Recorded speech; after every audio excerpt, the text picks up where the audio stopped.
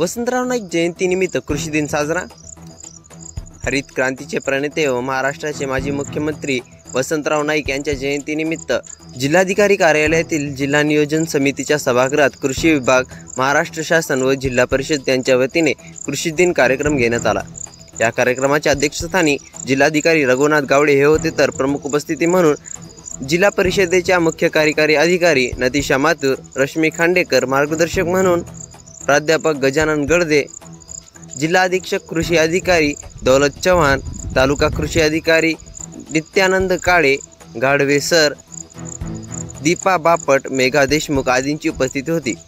या कार्यक्रमाच्या दरम्यान परभणी जिल्ह्यातील प्रगतशील शेतकऱ्यांचा सन्मान चिन्ह देऊन सत्कार करण्यात आला।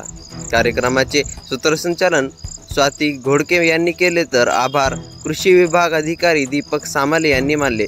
यावेळी कृषी विभागातील अधिकारी, कर्मचारी व जिल्ह्यातील शेतकरी मोठ्या संख्येने उपस्थित होते। आज दिनांक 1 जुलै 2025 रोजी कैलासवासी वसंतराव नाईक यांच्या जन्मदिनी आपण कृषी दिन म्हणून साजरा करत असतो। या कृषी दिनाचा प्रामुख्याने उद्देश हाच असतो की ज्या शेतकऱ्यांनी मागील वर्षी उत्कृष्ट कार्य केलं तर त्या शेतकऱ्यांचे आपण कृषी विभागामार्फत पुरस्कार करत असतो। त्याचबरोबर तालुका पातळीवर तर जिल्हा पातळीवरती पीक स्पर्धेमध्ये ज्या शेतकऱ्यांनी चांगलं उत्पन्न घेतलेलं आहे, उत्पादन घेतलेलं आहे, तर त्या पहिला, दुसऱ्या, तिसऱ्या क्रमांकाच्या शेतकऱ्याचं आपण इथे माननीय जिल्हाधिकारी साहेब, माननीय मुख्य कार्यकारी अधिकारी मॅडम यांच्या हस्ते पुरस्कार व हार्दिक स्वागत केलेलं आहे त्यांचं। या कार्यशाळेमध्ये आपण आपल्या 9 तालुक्यातील शेतकरी बोलवले होते।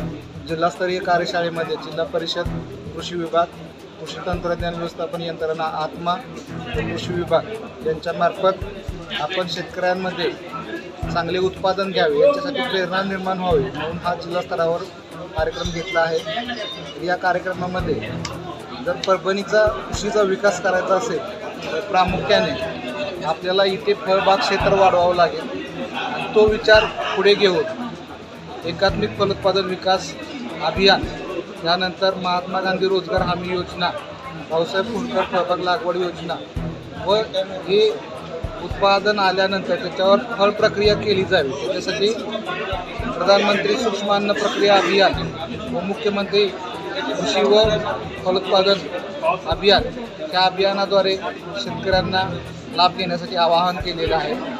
धन्यवाद।